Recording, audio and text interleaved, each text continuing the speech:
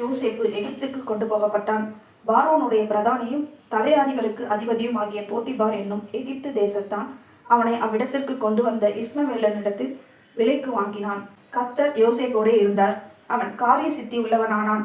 அவன் எகிப்தியன் ஆகிய தன் எஜமானுடைய வீட்டிலே இருந்தான். யோசேப்பு அவன் அண்ணன்களால் இஸ்மவேலர்கிட்ட விற்கப்பட்டான். இப்போ இஸ்மவேலர்கள் அங்கிருந்து எகிப்துக்கு வியாபாரம் பண்ண வராங்க. அந்த இடத்துல யோசேப்பை போத்திபார் என்பவன் இடத்துல விற்கிறாங்க. யோசேப்பு அந்த இடத்துல வேலை செய்யறான், ஒரு அடிமையா வேலை செய்யறான். அவன் செய்யறதெல்லாம் வெற்றியா மாறுது. கர்த்தர் யோசேப்போட கூட இருந்தார். அவன் காரிய சித்தி உள்ளவனானான். யோசேப்புடைய வாழ்க்கை ஒரு நாள்ல அப்படியே தலைக்கீழ மாறிடுச்சு இல்லையா? அவன் அண்ணன்களை பார்க்க வந்தான் ஆடு மேய்க்கிற இடத்துக்கு. அவன் எதிர்பார்த்துட்டு வந்துக்க மாட்டான், நம்ம இந்த மாதிரி என்னையோட வேற தேசத்துக்கு போயிடுவோம், இதோட நம்ம அப்பா அம்மாவை நம்ம அண்ணன்கள் எல்லாம் நம்ம பார்க்க முடியாது அப்படின்ற ஒரு எண்ணத்தோட வந்திருக்க மாட்டான். ஆனா கொஞ்ச நேரத்துல ஒரு நாள்லயே அவனுடைய வாழ்க்கை அப்படியே தலைக்கீழா மாறுது. நேற்று வரைக்கும் அப்பாவுக்கு ரொம்ப செல்ல பிள்ளை, அவ்வளோ செல்லமா வளர்றான். ஆனா இன்னைக்கு அந்நிய தேசத்துல ஒரு அடிமையா இருக்கிறான். நேற்று வரைக்கும் அப்பா வீட்டுல எந்த வேலையும் செய்யாம ஜாலியா இருந்தான். ஆனா இன்னைக்கு வேலை செய்யறான். அடிமையா போனா வேலை செய்துதான் ஆகணும் இல்லையா? ஒரு வேலை செய்யறதுக்காக தான் ஆளை விலை கொடுத்து வாங்குறான். அப்பா வீட்டுல அவன் ஆசைப்பட்டதெல்லாம் சாப்பிடலாம். ஆனா இன்னைக்கு அந்நிய தேசத்துல அடிமையா இருக்கிறான். அவங்க என்ன கொடுக்குறாங்களோ அதை தான் சாப்பிடணும், அவங்க எந்த டைமுக்கு கொடுக்குறாங்களோ அதை தான் சாப்பிடணும், எவ்வளவு வேலை சொல்றாங்களோ அதை செய்யணும். அப்பா வீட்டுல எல்லா உறவுகளோட கூடவும் சந்தோஷமா இருக்கிறான். ஆனா இங்க யாருமே இல்லை, அந்நிய தேசத்துல அவன் தனியா இருக்கிறான். ஆனா யோசேப்பு என்னோட வாழ்க்கை எப்படி மாறிடுச்சு அப்படின்னு சொல்லி கவலைப்பட்டு கலங்கி போய் மனம் வருந்தி ஒரு மூலையில ஒடுங்கி போகாம அவன் தன்னைத்தானே தேற்றி கொண்டு வந்துட்டோம் வேற தேசத்துக்கு. இதுக்கப்புறம் நம்மளால நம்ம அப்பா கிட்ட போக முடியாது, நம்ம சகோதரர்கள் கிட்ட போக முடியாது. ஏன்னா அங்க இருக்கும்போதே அவங்க அண்ணன் கிட்ட ரொம்பவே கெஞ்சி பார்த்தான், அழுது பார்த்தான், கதறி பார்த்தான், என்னை விற்காதீங்க அப்படின்னு சொல்லி. ஆனா யாரும் அவனுடைய கதறலையும் அவனுடைய கண்ணீரையும் பார்க்கவே இல்லை, கேட்கவும் இல்லை. அவனை அமுச்சு வச்சுட்டாங்க. அங்க இருக்கிற வரைக்கும் அழுத கதறின மனம் நொந்து கொண்ட யோசேப்பு அங்கிருந்து வந்த பிறகு வேற இடத்துக்கு வந்துட்டான். அவன் வந்து யார்கிட்டையும் போய் அழ முடியாது, கதற முடியாது. ஏன்னா வந்தாச்சு, அவ்வளவுதான், ஒண்ணுமே பண்ண முடியாது. அந்த சூழ்நிலையை அவன் ஏத்துக்கிட்டான். இன்னைக்கு என்ன இருக்குதோ அதை அவன் புரிஞ்சுக்கிட்டான். இவ்வளவு நடந்ததுக்கு அப்புறமும் அவன் என்ன பண்ணல, கர்த்தரை நொந்து கொள்ளவில்லை. கர்த்தர் எங்க போனாரு? என் வாழ்க்கையில இவ்வளவு நடந்திருக்கு, கர்த்தர் எங்க போனாரு? அவர் ஏன் என்னை காப்பாத்தல? அவர் ஏன் இதெல்லாம் தடுத்து நிறுத்தல? என் வாழ்க்கையில இதெல்லாம் ஏன் அனுமதிச்சார் அப்படின்னு சொல்லி கர்த்தர் பேர்ல அவன் கோபப்பட்டு முறுமுறுக்கல.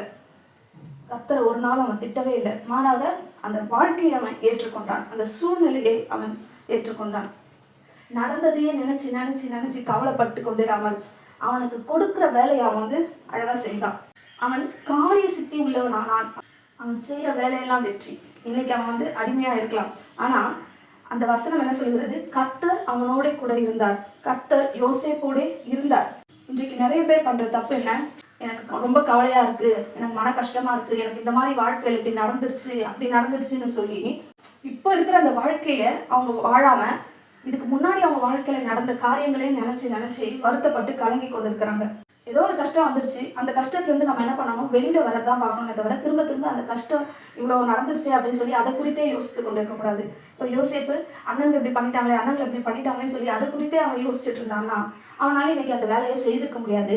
அந்த வசனம் அப்படி சொல்லியிருக்கவும் முடியாது. அவன் காரிய சித்தி உள்ளவனானான். அவன் வந்து சக்சஸ்ஃபுல்லான ஒரு ஆளா இருந்திருக்க முடியாது. அவனுடைய வேலையை அவன் வெற்றியோட செய்திருக்க முடியாது. மாறாக அவன் தன்னுடைய வாழ்க்கையை ஏற்றுக்கொண்டான். கஷ்டம் இருக்கு, கவலை இருக்கு, கண்ணீர் இருக்கு, எல்லாம் இருக்குதான் வாழ்க்கையில. ஆனாலும் நம்ம என்ன பண்ணிடக்கூடாது, மனம் உடைஞ்சு போய் ஒரே இடத்துல முடங்கி போயிடாம அடுத்து நம்ம வாழ்க்கையில என்ன இருக்கு அப்படின்றத நோக்கி நம்ம முன்னேறி சென்று கொண்டே இருக்கணும். ஏன்னா கர்த்தர் யோசேப்போட இருந்தது போல உங்களோட கூடவும் இருப்பார். கர்த்தர் வந்து ஒரு மனுஷனை போல இல்லை.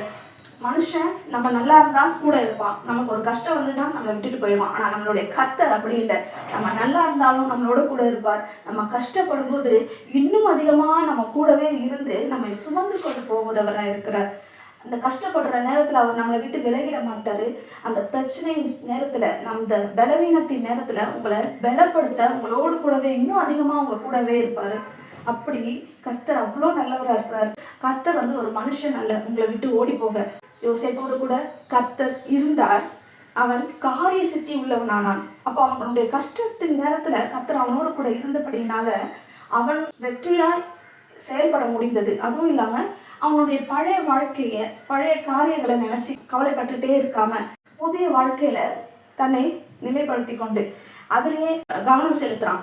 இப்போ இந்த வேலைக்கு வந்துட்டோம், இந்த வேலையை நம்ம செய்யணும்னு சொல்லி அந்த வேலையில் கவனத்தை செலுத்தி முழு மனதோடு முழு இருதயத்தோடு அந்த வேலையை செய்கிறான். அப்போது அந்த வேலையில் அவனுக்கு வெற்றி கிடைக்குது. யோசேப்பு நினச்சிருக்கலாம் உள்ளத்தில், இல்லையா கர்த்தர் என் கூட இருக்கிறாரா இல்லையா அப்படின்னு அவன் சந்தேகப்பட்டிருக்கலாம். ஆனால் கர்த்தர் அவனோடு கூட தான் இருந்தார். அவனுக்கு கொடுக்கப்பட்ட வேலைகளை நான் அடிமை அப்படின்னு அவன் நினைக்காம அவனுக்கு என்ன வேலை கொடுக்கப்பட்டதோ அதை உண்மையோடும் உத்தமத்தோடும் வேலையை செய்தான். அதில் வெற்றியும் கண்டான். கவலைப்படுகிறதுனாலே எவன் தன் சரீர அளவோடு ஒரு முழத்தை கூட்டுவான் என்று இயேசு சொன்னார் இல்லையா? அப்போது உங்கள் வாழ்க்கையில் ஒரு சில காரியங்கள் நடந்து போச்சு அப்படின்றதுக்காக அதை யோசித்து கவலைப்பட்டு கொண்டிருப்பதனால எதுவும் மாறிட போகிறது கிடையாது. அதனால் அடுத்து என்ன செய்யணும் அப்படின்றத யோசித்து அடுத்த கட்டத்துக்கு போகிறவர்களாக நாம் இருக்க வேண்டும். ஏன்னா கர்த்தர் நம்மோடு கூட இருக்கும்போது மற்ற காரியங்கள் எல்லாம் ஒன்றுமே இல்லை. உங்கள் இழப்பு பெருசாக இருந்தாலும் கூட கர்த்தர் உங்களை தேற்றுகிறவராக இருக்கிறார். உங்களோடு கூட அதிகமாக இருக்கிறார். அவர் உங்களை அடுத்த கட்டத்துக்கு கொண்டு போக வல்லவராக இருக்கிறார்.